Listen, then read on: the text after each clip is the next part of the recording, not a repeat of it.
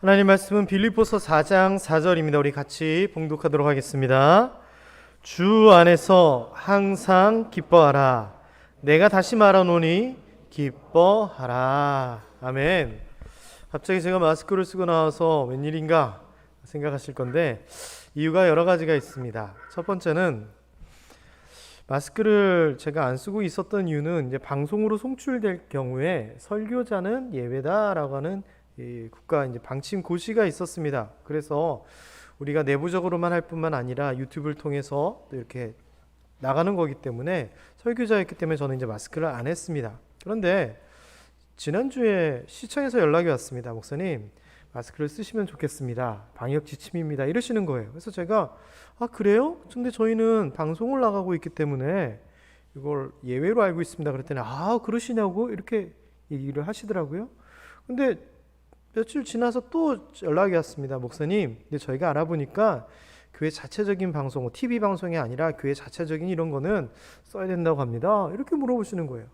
얘기를 하시는 거예요. 그래서 제가 그러면 이렇게 별도의 이렇게 아크릴판 같은 걸 하고 마스크를 빼고 하면 어떠냐 그랬더니 또 자기도 잘 모르겠다 또 물어보신다는 거예요. 그래서 아직 답변은 안 왔어요. 근데 제가 생각을 해봤어요. 그런데 나라에서 방침이 그런데 내가 좀 불편하다고 마스크를 안 써서 괜히 말을 들을 바에는 그냥 따르는 게 낫겠다 이 생각이 들더라고요. 그래가지고 마스크를 쓰기로 했습니다. 그리고 또 한 가지 이유가 있습니다. 이게 더 사실 실제적인 이유인데 제 얼굴을 보고 싶어서 오시는 분은 없을 거다. 오히려 인터넷 방송으로 얼굴이 이따만하게 나가면 부담스러우실 건데 조금이라도 가려드리는 게 예의가 아닐까 이 생각이 드는 거예요. 그래가지고 오늘 제가 2부 예배 때 마스크를 쓰고 했더니 많이 불편하더라고요. 왜 불편하냐면은 이 숨을 쉴 때 마스크가 자꾸 따라 들어오고 자꾸 내려가요. 그래서 그 얘기를 했더니 우리 선임 장로님이 허겁지겁 어디를 갔다 오셔서 요 안에 끼우는 게 있어요. 실리콘으로 만들어서 흘러내리지 않고 붙지 않도록 그걸 구해다 주시는 거예요. 그래서 제가 그거를 끼고 거울을 딱 봤더니 야, 이거 독수리 오형제 같은 느낌인 거예요, 제가. 그래서 대회 때도 가리면서 이거 하자 이 생각이 들었습니다. 그런 것 같아요. 나는 좀 불편하고 힘들지만 나 때문에 다른 분들이 더 안전하고 안심하고 또 우리 시를 위해서 나라를 위해서 힘들어하시는 공무원분들이 신경을 덜 쓰게 된다면 그래 협조하자 이 생각이 들었습니다. 그리고 제가 선임 장로님께서 이렇게 해주신 걸 끼고 해보니까 숨을 이렇게 써도 해도 크게 달라붙지 않고 크게 문제는 없는 것 같습니다. 그래서 앞으로 특별한 일이 없는 경우에는 마스크를 쓰고 설교를 하려고 하니까 혹시 눈에 거슬리시더라도 이해해 주시기를 부탁드립니다. 오늘은 주 안에서 항상 기뻐하라 라고 하는 제목입니다. 설을 앞두고 축복하는 설교이자 권면하는 설교가 되겠습니다. 우리 최고의 명절인 설입니다. 설은 어린 아이들은 그냥 명절 중에 하나라고 생각하겠지만 실제로는 이거 음력 1월 1일입니다. 그래서 예전에는 신정, 구정 이런 용어를 가지고 사용을 했고 또 구정, 그러니까 음력으로 생일하시는 분들 또 농사 지으시는 분들 이런 분들은 구정, 음력을 더 앞세웠습니다. 그러다 보니 신정보다는 구정을 더 셌고 우리는 신정세, 우리는 구정쇠 이런 것들이 조금 말들이 있었습니다. 근데 지금은 새해 첫날이라고 하는 개념은 1월 1일로 사실 넘어간 것 같습니다. 그래서 그냥 설은 우리 고유의 명절이다. 이 정도로 어린아이들이 생각하지 않나 생각을 해봅니다. 저는 사실 혼자 이런 생각도 해봤습니다. 구정도 음력으로 새해니까 양력으로 송구영신 예배 안 했는데 그럼 음력으로 송구영신 예배도 할까 이 생각도 해봤습니다. 어쨌거나 이 설날이라고 하는 것이 새로운 출발이다라고 하는 것에서 굉장히 의미가 있는 거죠. 그렇지만 저는 어릴 때 그런 의미 때문에 설날을 좋아했던 건 아닙니다. 새 옷 사주고 세뱃돈 받는 게 너무나 좋았습니다. 제가 곰곰이 생각해 보니까 지금으로부터 40년 전이네요. 10살 때 그 나이 40년 전에 그 나이 때 세배를 드리면 집안 어르신 중에 한 분이 10,000원을 주셨던 어르신이 계십니다. 근데 저는 그때 500원짜리 이순신 그려져 있는 지폐 한 장만도 큰 돈이었는데 10,000원? 엄청난 금액이었죠. 지금 생각해보면 그분이 대단한 분인 것 같습니다. 그렇게 막 큰 돈, 물론 제가 그걸 마음대로 쓸 수 있진 않았지만 세배를 하고 나면 돈이 생긴다. 이게 너무 좋았습니다. 그래서 어린아이 때는 이른바 수금하듯이 어르신들한테 세배하고 돈 받고 큰 돈은 드리고 푼 돈은 쓰고 이랬던 기억이 납니다. 그래서 너무나 좋았습니다. 뭐 제가 설명을 안 드려도 설이 얼마나 좋은지는 다 알 것 같습니다. 그런데 마냥 기뻐할 수 없는 설 명절이 되어버렸습니다. 너무나 힘든 현실입니다. 지난번 추석 때까지는 이러지 않았습니다. 그래도 추석 때는 가족끼리 그렇게 모이는 거 좀 자제해 주세요 이랬지만 강제적으로 제한을 하지는 않았잖아요. 그런데 이번 설은 5인 이상 집합금지가 가족끼리도 해당이 됩니다. 제가 재밌는 얘기 하나 해드릴까요? 이용수 집사님 집안에 자녀들이 다 이렇게 오잖아요. 법적으로 문제가 될까요? 안 될까요? 됩니다. 그렇죠? 게다가 아들하고 며느리하고 오면 숫자를 맞춰서 될까요? 안 될까요? 안 됩니다. 직계들은 5인 이게 문제가 안 되는데요. 사위하고 며느리는 직계 자손이 아니기 때문에 그게 문제가 됩니다. 그래서 뭐 며느리들 입장에서는 이번 설은 가면 안 되네? 오히려 반긴다는 얘기가 있어요. 농담입니다. 여러분, 이게 무슨 말입니까? 세배 드리고 가족이 함께 시작하는 이것조차도 법적으로 5명 이상은 안 됩니다라고 제한이 걸렸다는 겁니다. 말도 안 되는 설 명절입니다. 게다가 경기는 경기대로 힘들지요. 재정적으로 쪼들리지요. 분위기는 안 좋지요. 오느니 가느니 참 마음 불편합니다. 가면은 문제되고 안 가면 괜히 그렇고. 그래서 마냥 기뻐할 수 없는 설인 것 같습니다. 그렇지만요, 우리가 보고 인사를 드리건 전화로 드리건 꼭 하는 말이 있습니다. 그게 뭐냐? 새해 복 많이 받으세요 이겁니다. 우리가 아무리 현실이 힘들고 어렵고 안 좋더라도 복 받으시라라고 하는 이 마음은 절대 변하지 않고 흔들리지 않는 것 같습니다. 여러분, 이번에 자손들을 만나건 어르신들을 만나건 새해 복 많이 받으라고 정말 진심으로 축복해 주셨으면 좋겠습니다.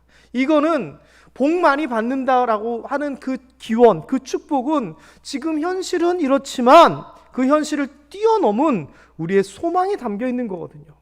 그래서 힘든 설 명절이지만 새해 복 많이 받으세요. 이 말을 통하여 정말 축복하고 그 축복대로 이루어지는 우리 모두 되기를 주님의 이름으로 축원합니다. 자, 그런데 성경에 보니까 이 새해 복 많이 받으세요보다 더 강력한 축복이 나옵니다. 자, 우리 본문 다시 한번 읽어볼까요? 주 안에서 항상 기뻐하라. 내가 다시 말하노니 기뻐하라.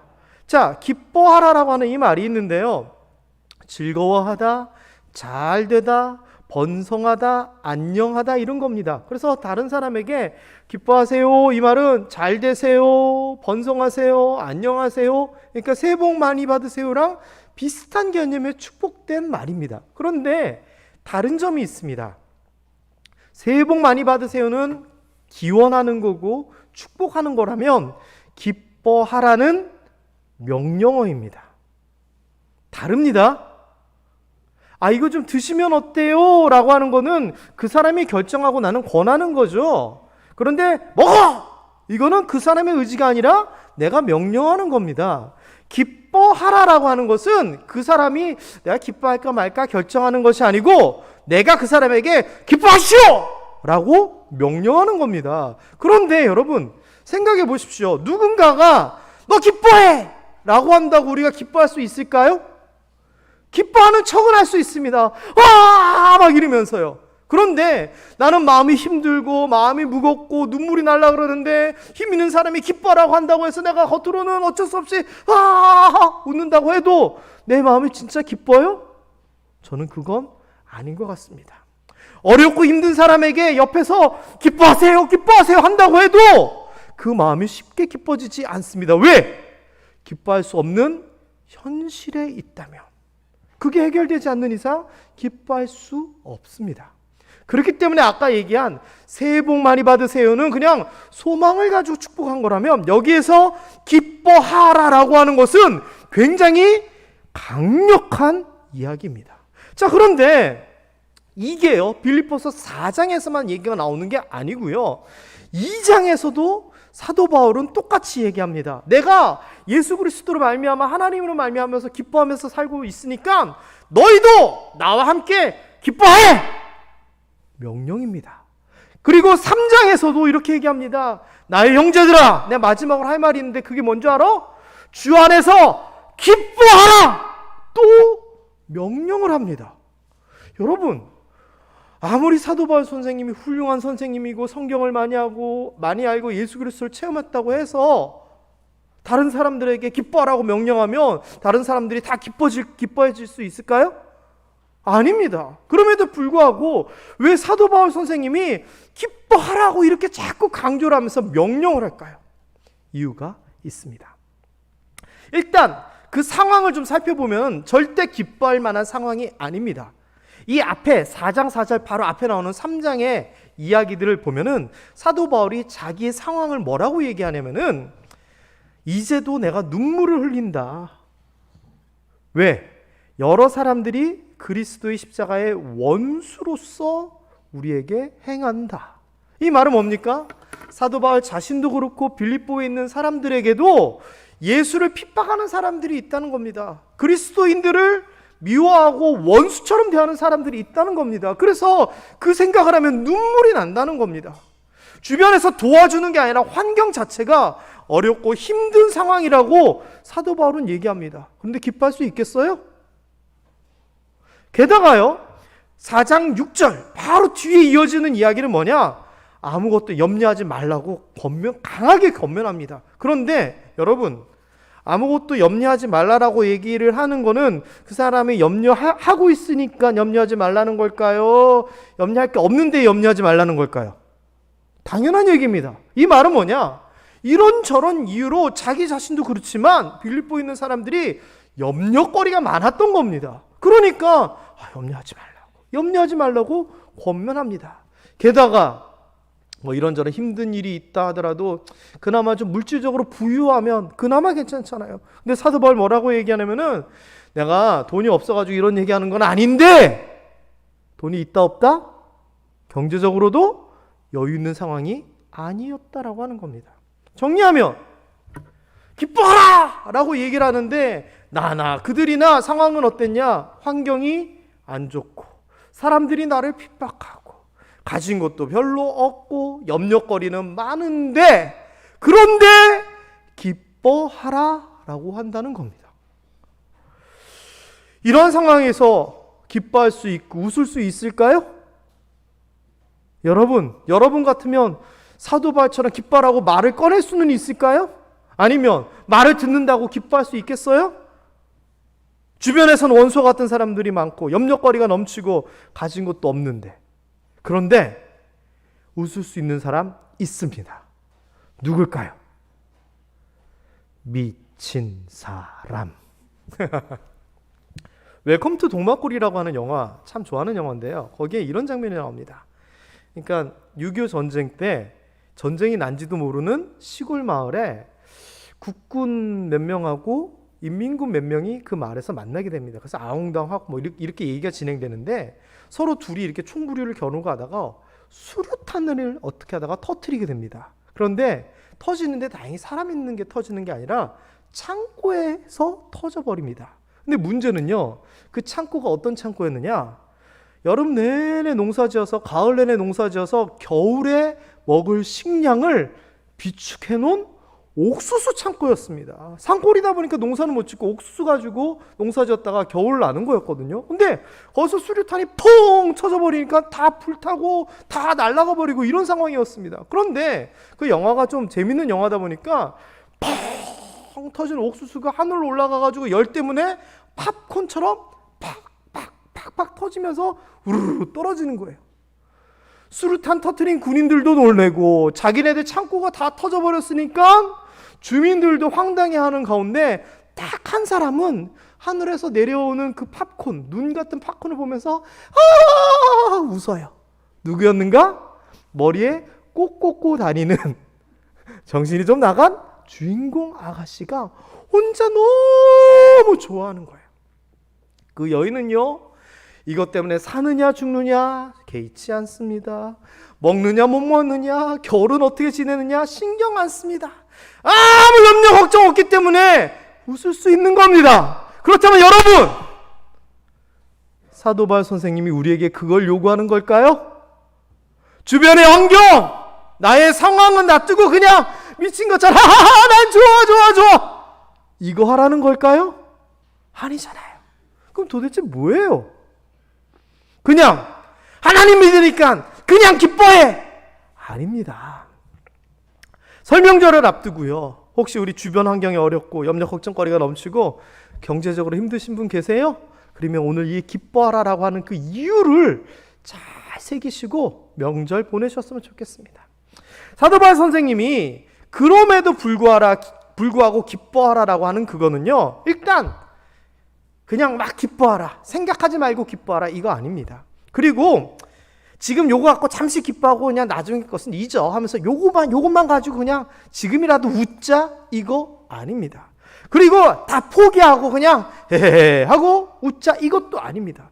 제대로 기뻐하는 것을 얘기하는데 거기에 대해서 사도 바울 선생님께서 아주 자세하게 설명을 빌립보서에서 해주십니다. 첫 번째, 주변에 악한 사람들이 많고 그 사람들이 나를 괴롭히는데도 불구하고 내가 기뻐할 수 있는 이유가 있다 하면서 뭐라고 얘기하냐면은 이렇게 얘기합니다. 나를 괴롭히는 원수들은 그들의 마침 결론은 멸망일 것이다 라고 얘기합니다.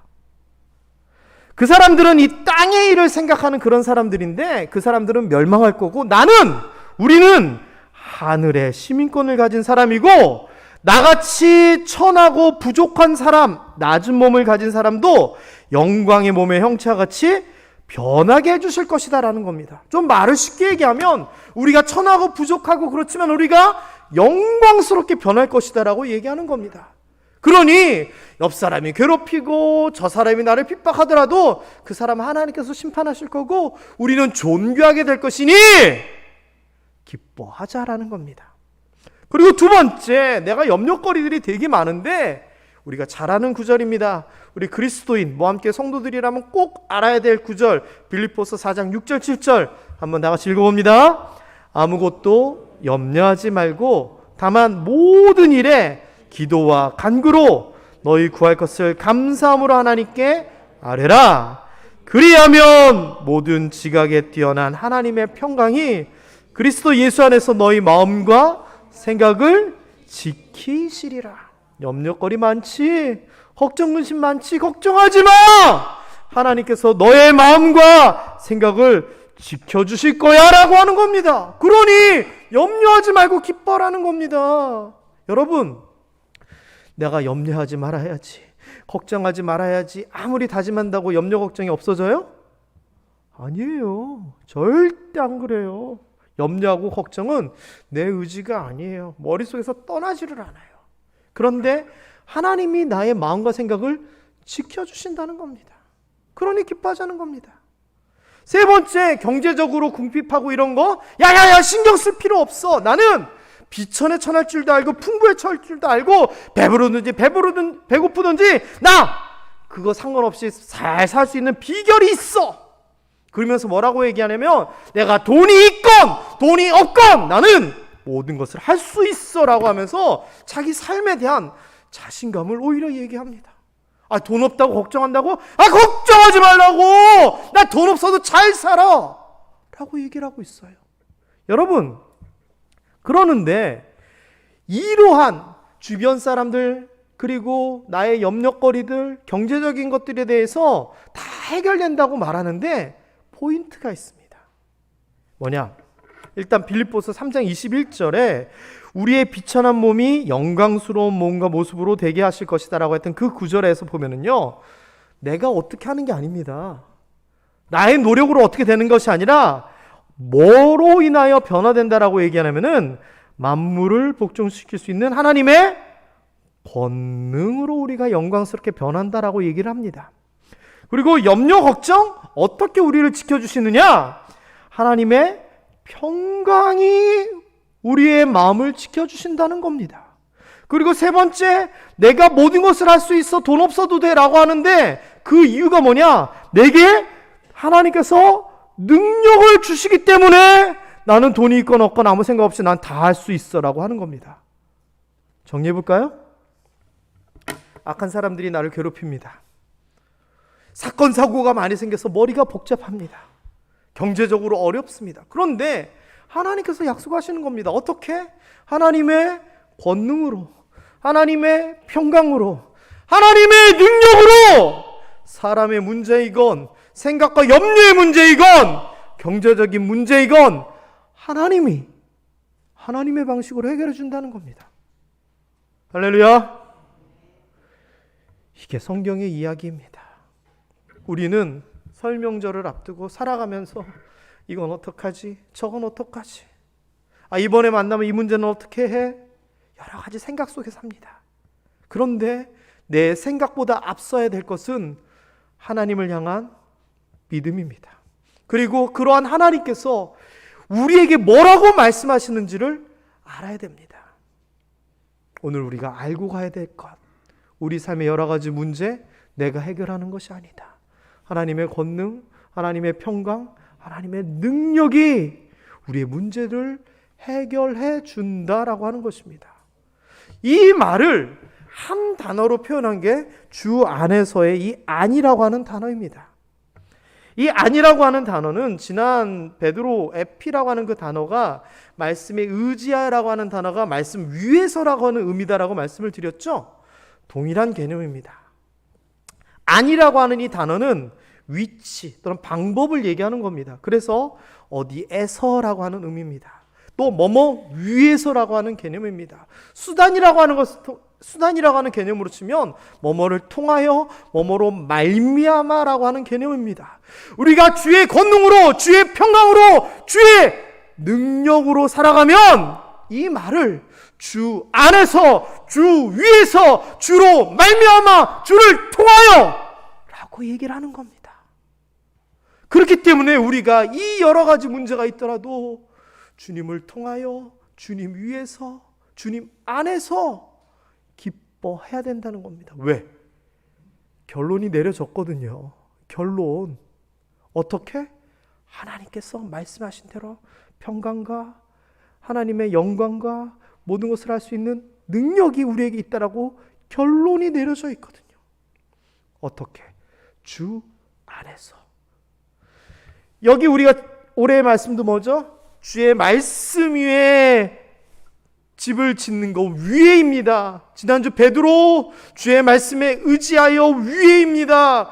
여기에서도 주 안에서 주님 위에입니다. 올 한 해 우리가 우리의 기초, 우리의 기반, 밑바탕을 예수 그리스도 말씀으로 삼아서 그 위에 우리의 삶을 잘 만들어 갔으면 좋겠습니다.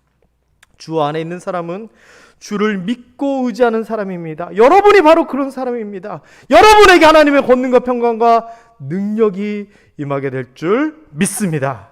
그 말씀 안에 그 위에 서서 2021년도 잘 살아가시고 설 명절 또한 그렇게 살아갔으면 좋겠습니다. 걱정과 근심 안고 마음속에 상처와 눈물 안고 지내는 명절이 아니라 기뻐해! 기뻐하자! 기뻐해!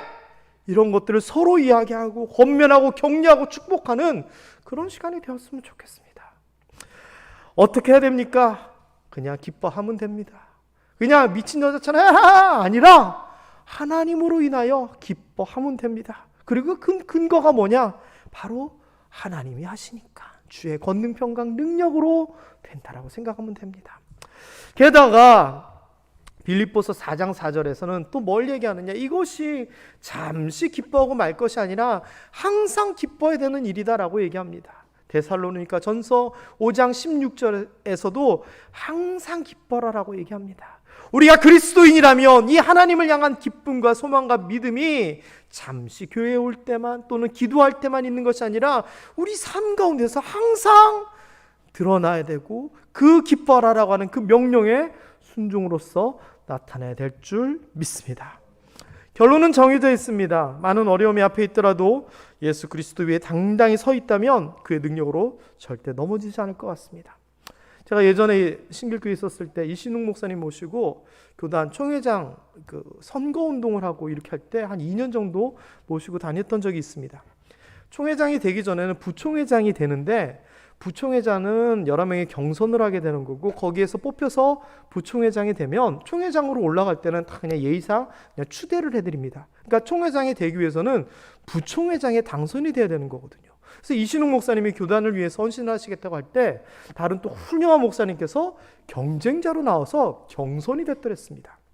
그래서 2년 동안 열심히 섬기고 하면서 이제 투표를 총회 때 하게 됐는데 대의원들이 나와서 다 투표를 하고 나서 이제 그 표를 모아서 저 앞에 우리 치면 강대상 앞에서 이제 개수 작업을 하는 겁니다. 그 개수 작업을 할 때 밑에 대의원들도 초조하게 기다리고 게다가 2층에서는 신길교회 성도들 이만큼 그리고 상대편 후보 교회 성도들 이만큼이 따로따로 앉아가지고 그거 지켜보고 긴장하고 있었습니다. 근데 제가요 이 투표를 앞에서 개표를 하고 있는데 그 앞에서 일을 돕는 사람들 중에 제 후배가 2명이 있었습니다. 친한 후배가. 그래서 미리 뭐라고 언지를 해놨었냐면은 야, 그 투표 이렇게 막 개표 이렇게 할 때 어느 정도 이제 윤곽이 나오면은 그리고 우리가 이기는 것 같으면은 2층을 탁 쳐다보면서 안경을 한번 이렇게 샥 만져달라고 2명한테 부탁을 했습니다. 그리고서는 개표 작업이 막 이루어지고 있는 상황에서 저는 그 후배 둘만 계속 쳐다보는 거예요. 옆에 이신우 목사님 사모님도 막 기도하고 계시고 성도들도 막 뭐 우리나 저쪽이나 다 그러고 있는데 시간이 지나고 후배 둘이 동시에 2층을 딱 보더니 안경을 샥 만지는 거예요. 됐다는 얘기예요? 안 됐다는 얘기예요? 됐다는 얘기잖아요. 그래서 제가 옆에 사모님한테 사모님 됐어요. 그랬더니 어떻게 안 해요? 그래서 사실은 제가 후배들한테 얘기해가지고 이렇게 아주 이거 하기로 했는데 이거 했어요. 그랬더니 할렐루야 하면서 막 우시는 거예요. 그러니까 그걸 보니까 옆에 있는 성도들이 뭔가 됐구나 싶어가지고 와 이래요. 발표하기 전일까요? 발표하고 나서일까요? 발표하기 전에. 우리가 그러니까 저쪽에서는 또 왜 그래 웅성웅성하고 그리고서 3분이고 몇 분이 지나고 나서 선거위원장이 앞에서 딱 발표를 하는 거예요. 이신욱 목사님 몇 표로 당선되었습니다. 자, 그런데 여러분 저쪽에서 안경 이렇게 쫙쫙 사인 보내고 나서 예를 들어서 발표하기 전까지 3분이 있었다 치면은 3분 동안 제가 긴장하고 초조하고 그랬을까요? 아니면은 신났을까요? 왜요? 사인이 있었잖아요. 옆에 사모님한테 제가 사모님! 긴장하시고 마시고 기뻐하세요라고 했어요. 그럼 사모님은 기뻐해야 돼요? 긴장하고 있어야 돼요? 왜요? 사인이 있었다니까요. 사도바울 선생님이 지금 이러는 거예요. 살다 보니까 원수들이 많이 있고 어려운 거리들이 생기고 경제적으로 어려웠는데 하나님을 믿고 그 말씀을 따라 살다 보니 마음이 평안하고 기쁨이 넘쳤다는 거예요. 내가 먼저 사인을 받고 경험을 했더니 그랬다는 겁니다. 그래서 빌립보 사람들한테 얘기하는 겁니다. 니들이 힘들고 어렵고 경제적으로 어렵고 염려거리가 많더라도 기뻐해! 왜? 자신이 먼저 사인을 받았고 경험을 했거든요. 여러분, 이게 빌립보서 얘기로만 끝나는 것이 아니라 여러분의 이야기 되기를 주님의 이름으로 축원합니다. 우리가 설명절을 앞두고 또는 우리가 살아가면서 어렵고 힘들고 말도 안 되는 일들을 많이 겪을 수 있겠지만 결론은 정해져 있습니다. 뭐냐? 하나님의 권능이, 하나님의 평강이, 하나님의 능력이 우리와 함께하여 우리는 영광을 받을 것이고 우리는 높아질 것이고 하나님의 평강으로 인하여 우리는 즐거울 것이고 경제적으로도 하나님으로 말미암아 모든 것을 할 수 있게끔 해주신다고 말씀하셨기 때문에 그리고 그것을 믿기 때문에 결과가 아직 드러나지 않았지만 여러분이 사인을 받았다면 말씀을 통하여 확신과 믿음이 든다면 지금부터 미리 기뻐하십시오. 하나님께서 그렇게 말씀하는 겁니다. 아직 이루어지지 않았지만 나를 믿는다면 기뻐하라. 그게 오늘의 말씀입니다. 설명절을 앞두고 우리의 결론, 하나님께서 말씀하셨던 우리의 결론을 생각하면서 그 소망을 가지고 선포했으면 좋겠습니다. 가족끼리 모여서 또는 전화로 뭔 얘기 하시겠습니까? 하나님께서 잘 얘기해 주실 거야. 하나님께서 복 주실 거야. 너는 염려 없어. 축복해 주십시오. 왜? 하나님이 약속하신 것이니까. 이게 단순한 덕담이 아니라 저는 우리의 믿음의 고백이다라고 생각이 듭니다. 사랑하는 모함의 성도 여러분, 설 명절 앞두고 어수선하겠지만 기뻐하시기 바랍니다. 주 안에서 항상 기뻐하시기 바랍니다. 제가 다시 한번 말씀드립니다. 기뻐하시기 바랍니다. 사도 바울의 마음이고 저의 마음이고 하나님의 마음인 줄 믿습니다. 우리 좌우에 계신 분들, 또 가족들, 온라인 예배 드리시는 분들은 가족들끼리 쳐다보시면서 얘기하십시다. 기뻐하십시오. 시작. 기도하겠습니다. 하나님, 설 명절 앞두고 여러 가지 일들이 있지만